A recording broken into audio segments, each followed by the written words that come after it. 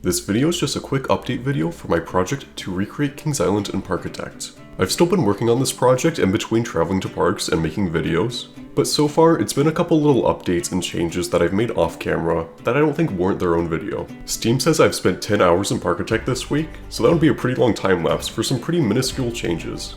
Nonetheless, I still wanted to make this update video. It's been a couple weeks since the last part of this project, so I wanted to make a quick update and give some insight into the progress. Part 25 of this project is coming soon, but in the meantime, let's check out some of the changes I've made off camera.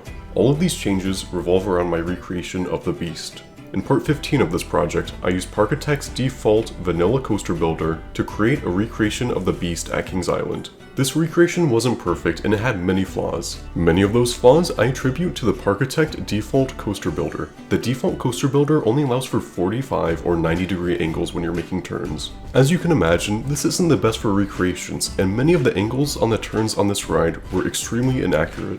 This caused some elements on the ride to be incredibly far away from where they should be. I had some parts of the beast intersecting with my recreation of the racer, and that's just due to the fact that the angles were wrong. The beast was intersecting with the racer instead of going behind it, and in general, it was a flawed recreation. I deleted the ride's layout, but I kept the station, the queue, and some paths around the ride.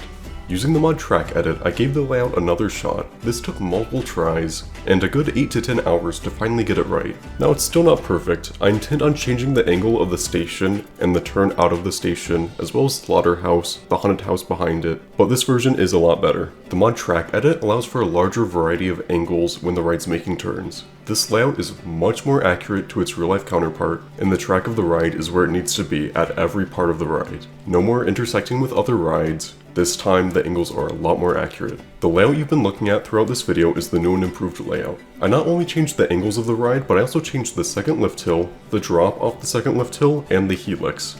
I think these areas of the ride look a lot better now, and they're a lot more accurate to the real-life counterpart. Besides just the ride's layout, I also added a lot more foliage around the ride, changed the terrain a little bit, I added cover over the ride's mid-course trim brakes, and the ride's final brake run. This project was never just about recreating the rides of the park, this project's about recreating the park as a whole. I believe that fixing the ride's layout and adding these little details around the ride and on the ride not only add to the ride itself, but add to the area around the ride. Now that the beast doesn't intersect with other rides, I'm free to work on more rides and create new parts of this project. Let me know what you think of this updated recreation of the beast down in the comments below, and stay tuned for part 25. Like always, thanks for watching, and I'll see you next time.